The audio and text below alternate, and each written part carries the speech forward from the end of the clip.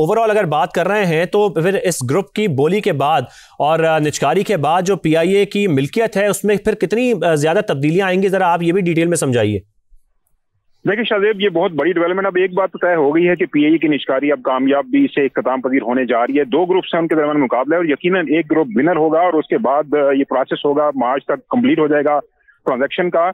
लेकिन अहम बात यह है कि तकरीबन 75 अरब रुपए सालाना लॉसेस से पीआईए के 2023-24 में 73 अरब 50 करोड़ के नुकसान हुए थे। पिछले साल 11 अरब रुपए का मुनाफा हुआ और इसमें बहुत ज्यादा रिफॉर्म्स की गई हैं। पिछली बार अटेम्प्ट की गई थी, उस दौरान भी काफी इस्लाहत हुई थी, एक प्लेटफॉर्म मुहैया किया गया। लेकिन इस बार जो है 92.5% जो फंड हासिल होंगे, अब वो तो इसी कंपनी में इन्वेस्ट किए जाएंगे। हुकूमत सिर्फ 7.5% फंड लेगी और तकरीबन ये जितना पैसा इसमें आ रहा है निचकारी के अमल में, ये सारा ज्यादातर इस पे इन्वेस्ट होगा। और पीआईए के जो जहाजों की तादाद है वो इस वक्त 18 हैं जो ऑपरेशनल है, वैसे 30 से ज्यादा है, लेकिन इसको 100 तक ले जाने का हदफ है।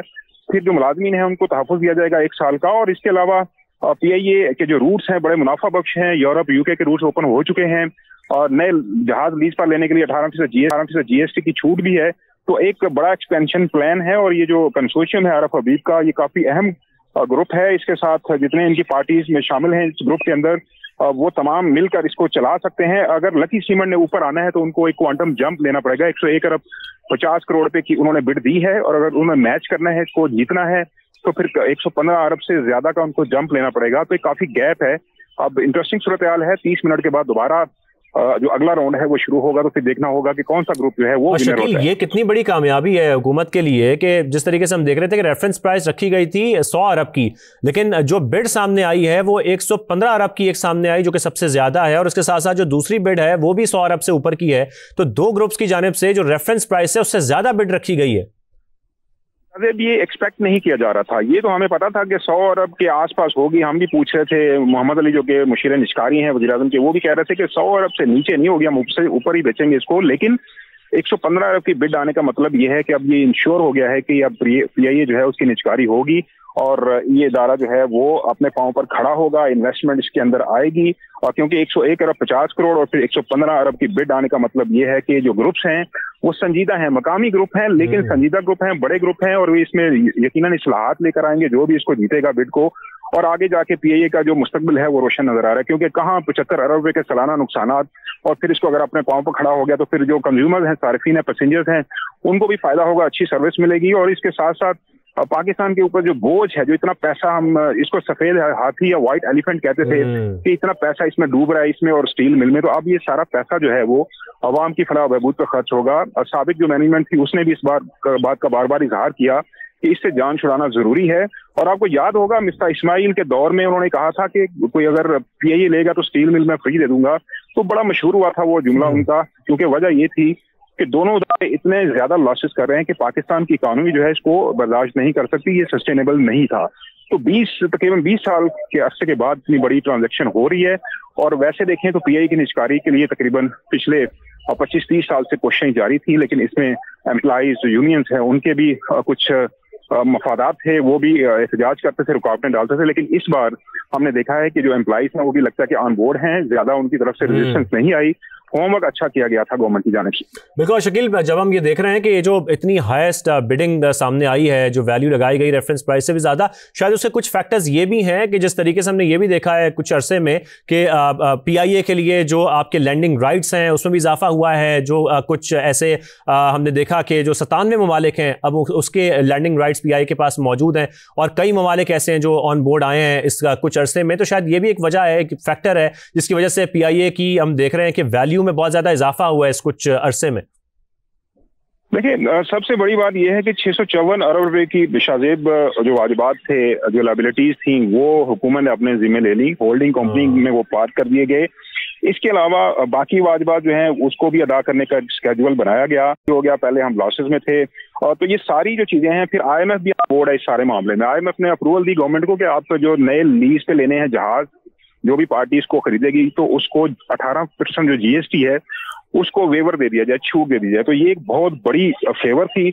और साथ साथ जो अदायगियां हुकूमत ने अपने जिम्मे ली और इसके अलावा रिफॉर्म्स की गई। मुलाजमीन की तादाद में आपको बताऊं, आप हैरान होंगे 21,000 मुलाजमीन थे एक दौर में, पीपल्स पार्टी के दौर में इस इदारे के अंदर। अब वो कम होते होते तकरीबन 8,500 रह गए हैं। उसमें भी 6,400 जो है रेगुलर एम्प्लॉइज हैं और तकरीबन 2,100 जो है वो डेली वेजर्स हैं। तो अब भी आप देखें तो इंटरनेशनली आप देखें तो एक जहाज के ऊपर अगर 33 जहाज हैं जिनमें से सिर्फ तकरीबन 18 ऑपरेशन है, तो इस वक्त भी 195 एम्प्लॉइज हैं पर एयरक्राफ्ट, क्योंकि रेशो बहुत ज्यादा है। इंटरनेशनली मैंने चेक किया तो पता चला कि तकरीबन 20-25 एम्प्लॉइज होते हैं मैक्सिमम एक जहाज के ऊपर ऑन एवरेज। तो पाकिस्तान के अंदर ये बहुत ज्यादा बोझ था, एम्प्लॉइज की तादाद बहुत ज्यादा थी। गोल्डन हैंडशेक भी दिया गया, ड्यूज क्लियर किया गया और हर साल तकरीबन 300 से 400 एम्प्लॉइज रिटायर हो रहे थे। ये 1670 के जो एम्प्लॉइज भर्ती हुए थे वो अब रिटायरमेंट की तरफ बढ़े हैं ज्यादातर, तो तादाद काफी कम हो गई। तो ये भी एक बोझ था जो कि हुकूमत ने कम किया है और इन्वेस्टर जो होगा उसको काफी सहूलत होगी कि और साथ में जो मुलाजमतें हैं वो 1 साल तक कायम रखी जाएंगी, ये भी साथ में ना सिर्फ 1 साल तक शायद मुलाजमतें कायम रहेंगी, लेकिन अगर जब एक्सपेंशन प्लान होगा, आप देखें 100 बिलियन या इससे ज्यादा अगर इन्वेस्टमेंट होगी इस इदारे के अंदर, तो आपको एक्सपेंशन करनी पड़ेगी। नए जहाज आएंगे तो उसके लिए जाहिर है उनको स्टाफ की जरूरत होगी, पायलट्स आएंगे, दूसरा जो अमला है टेक्निकल स्टाफ, इसके अलावा एयरपोर्ट्स के ऊपर, तो इसमें नई जॉब्स भी क्रिएट होंगी। लेकिन अच्छी बात यह है कि निजी शोबा जो है वो इसको लीड करेगा, जैसे कि हुकूमत का अपना एक प्लान है कि उसका काम बिजनेस करना नहीं है। साबिक वज़ीर निश्कारी अब्दुल अलीम खान भी इस बात का बार बार जिक्र कर चुके हैं कि हुकूमत का काम जब बिजनेस करना नहीं है बल्कि फैसिलिटेट करना है। तो अब ये निश्कारी जब होने जा रही है कामयाब, तो इसमें निजी शोबा लीड करेगा, हुकूमत उसको फैसिलिटेट करेगी। और लोकल, सबसे बड़ी बात यह है कि लोकल ग्रुप्स हैं, तो इसको बहुत सारे इदारे लोग तनकीद कर रहे थे कि शायद ये स्ट्रेटेजिक इदारा है, एक तो इसको बेच दिया जाएगा, बाहर के लोग आएंगे इन्वेस्टर्स। लेकिन अच्छी बात यह है कि पाकिस्तान के अपने बिजनेस ग्रुप्स हैं, ये इसको चलाएंगे, लीड करेंगे और हुकूमत उनको फैसिलिटेट करेगी। और साथ में जैसे कि हम ये भी देख रहे हैं कि चेयरमैन निजकारी कमीशन ये बता रहे हैं कि 2/3 जो पेमेंट है वो शुरू में हासिल की जाएगी। जरा ये पेमेंट का जो पूरा प्रोसेस है ये भी हमें समझाएगा शकील। ये भी एक शायद एक सहूलत दी गई है इन्वेस्टर को, जो भी आएगा इसमें लकी सीमेंट या आरिफ हबीब ग्रुप आएगा। हुकूमत ये कह रही है कि 2/3 जो पेमेंट है वो तो जो है वो एडवांस मतलब फौरी अपफ्रंट देनी पड़ेगी, बाकी जो है वो आपको जो है वो बाद में एक बतदरीज तरीके से इंस्टॉलमेंट्स में देनी पड़ेंगी। तो ये भी एक रिलीफ है। एक तरफ तो जो पैसा इससे हासिल होगा वो इस इदारे के अंदर ज्यादा चला जाएगा और हुकूमत इससे मुनाफा उतरा नहीं कमाना चाह रही बल्कि फैसिलिटेट करना चाह रही है, इदारे को अपने पांव पर खड़ा करना चाह रही है। तो ये सारी जो एक पुरकशिश किस्म की अट्रैक्टिव किस्म की ये बिडिंग हुई है प्रोसेस, और आपने देखा कि जिस तरह बिड इसमें आई 115 अरब रुपए की हाईएस्ट, उससे तो यही लगता है कि इन्वेस्टर जो है वो बिल्कुल तैयार बैठे थे इसको लेने के लिए, क्योंकि अब हालात बड़े साजगार हैं।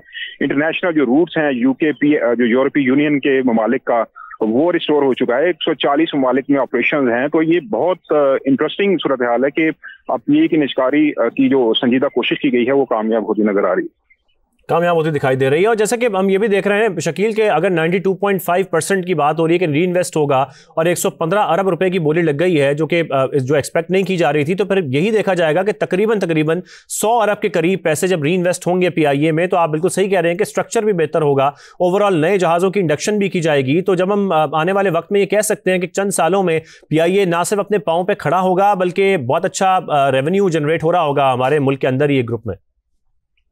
शायद इसके अंदर एक और भी चीज है कि खाली पीआईए का जो ऑपरेशन है बिजनेस ऑपरेशन नहीं है, बल्कि कुछ प्रॉपर्टीज हैं जो कि इन इन्वेस्टर्स को या बिडर्स को दी जाएंगी, जो क्वालिफाई करेगा, जो बिड कामयाबी से जीतेगा। उनमें इस्लामाबाद का ऑफिस है पीआईए का, बड़ी अच्छी जगह पे है, ब्लू एरिया पे, उसकी प्रॉपर्टी है। फिर इस कराची के ऑफिस है पीआईए के, इसके अलावा रावलपिंडी में है, और तकरीबन 5 प्रॉपर्टीज हमें बताई गई हैं कि बड़ी अच्छी प्रॉपर्टीज हैं जो कि साथ इनको दी जाएंगी। ये इसका पार्ट है इस निजकारी के प्रोसेस का। लेकिन जो न्यूयॉर्क में होटल रोजवेल्ट है उसको का बाद में निजकारी उसको गिरा के उसको तामीर करना है, वो एक अलग है एंटिटी। एक और इंटरनेशनल होटल है पीआईए की मलकियत, वो 2 छोड़ के बाकी 5 प्रॉपर्टीज जो हैं वो ये साथ ही हैंड ओवर की जाएंगी। तो मजमूई तौर पर अगर आप देखें तो इतना साजगार फीजिबल एनवायरनमेंट दिया गया है इन्वेस्टर्स को कि ये यकीनन अब समझ आ रही है कि इतना ज्यादा इंटरेस्ट क्यों शो किया गया, क्योंकि पूरा ड्यू डिलीजेंस का प्रोसेस हुआ, कई महीने चला, जांच पड़ताल की गई, उनको डाटा बैंक तक रसाई दी गई, उनको विजिट्स कराए गए, उनको एसेट्स बताए गए, लायबिलिटीज बताई गई। तो ये बड़ा लंबा चौड़ा प्रोसेस था, तवील प्रोसेस था। उसके बाद इसको अब आज इसकी बिडिंग की गई है। तो अब देखना यह है कि आगे चलकर किस तरह ये एक्सपेंड करते हैं और कितनी अहम होती है। एक और चीज अहम आपको शायद बताता चलूं कि आप देखें कि जो रीजनल एयरलाइंस हैं जिसमें गल्फ है, एमिरेट्स है, उन्होंने इसमें पार्टिसिपेट नहीं किया बिड में, क्योंकि वो चाह रहे थे कि ये पीआईए ऐसे ही रहे, क्योंकि अगर पीआईए अपने पांव पर खड़ा होगा तो फिर उनके साथ कंपटीशन बढ़ेगा। तो उन्होंने कोशिश ही नहीं की इसमें पार्टिसिपेट करने की। तो अच्छी बात यह है कि पाकिस्तान के अपने जो डोमेस्टिक बिजनेस ग्रुप्स हैं उन्होंने इसमें पार्टिसिपेट किया और भरपूर तरीके से पार्टिसिपेट किया है। और शकील, हम ओवरऑल अगर इकोनॉमी की बात करते हैं, निजकारी जिस तरीके से हो रही है, तो नए मौके भी पैदा होंगे, सरमायाकार अब मजीद इंटरेस्ट लेंगे, मुख्तलिफ हम देख सकते हैं आने वाले वक्त में मजीद निजकारियां भी सामने आ सकती हैं। देखिए शाहजेब, ये जो इकोनॉमिक रिफॉर्म्स का प्रोसेस है बड़ा टाइम टेकिंग है। IMF प्रोग्राम के अंदर है, हम $7 अरब का प्रोग्राम है, 3 हम इंस्टॉलमेंट में ले चुके हैं और उसके अंदर भी मेंशन किया गया है पूरी टाइमलाइन। हुकूमत कह चुकी है 24 से ज्यादा इदारे हैं जिनकी निजकारी करनी है और अब ये पीआई की निजकारी हो जाएगी कामयाबी से। तो उसके बाद जो अगला प्रोसेस है वो बड़ा इंटरेस्टिंग है। बिजली की तकसीमकार कंपनियां हैं, पहले मरहले में 3 की निजकारी की जाएगी, फिर 3 गैपकोज हैं उनकी निजकारी होगी, और इसके अलावा फर्स्ट वुमेन बैंक की ट्रांजेक्शन आपने देखी, और इसके अलावा house building finance corporation, utility stores को डीलिस्ट कर दिया गया और कुछ और इदारे हैं। तो पावर सेक्टर बड़ा अहम होगा अगले मरहले में। बिजली के शोबे में बहुत ज्यादा नुकसानात हैं, आवाम को भारी बिल भरने पड़ते हैं। तो बिजली के शोबे में तकसीमकार कंपनियां जो हैं उनकी जब निजकारी हो जाएगी, गुजरांवाला, गैपको, ये वो कंपनियां जो पहले मरहले में शामिल हैं, तो उसके बाद निजी शोबा आएगा तो इसमें एफिशिएंसी बढ़ेगी। गर्ची कर्जा इतना ज्यादा है तो उसका सारा बोझ आम कंज्यूमर पर, आम सार्फिन पर डाल दिया गया है। तो अगर निजकारी होगी तकसीमकार कंपनियों की तो हम देखेंगे कि बोझ कम होगा कंज्यूमर पे, और ना सिर्फ कौमी खजाने पे बल्कि आम लोगों को बिल भी कम होंगे और एक कंपटीशन की फिजा होगी। और शकील, अगर यहाँ पे हम हुकूमत के सिर्फ और सिर्फ माली फ़ायदे की बात करें इस निजकारी के साथ साथ, तो आपको नहीं लगता कि माली फ़ायदा भी हुकूमत को पहुँचेगा? एक तो प्राइवेटाइज भी हो जाएगी और साथ में माली फ़ायदा भी हुकूमत को इसके साथ साथ पहुँचता रहेगा आने वाले वक्त में। देखिए शाहजेब, इसका एक और पहलू भी है। हुकूमत को अभी जो बिडिंग के बाद जो अमाउंट जो मिलेगी, जो कि मार्च तक ये ट्रांजैक्शन मुकम्मल होगी, उसमें हुकूमत के अपनी किटी में पैसा तो कम आएगा, लेकिन जो पैसा खर्च करना पड़ रहा था उससे जान छूटेगी।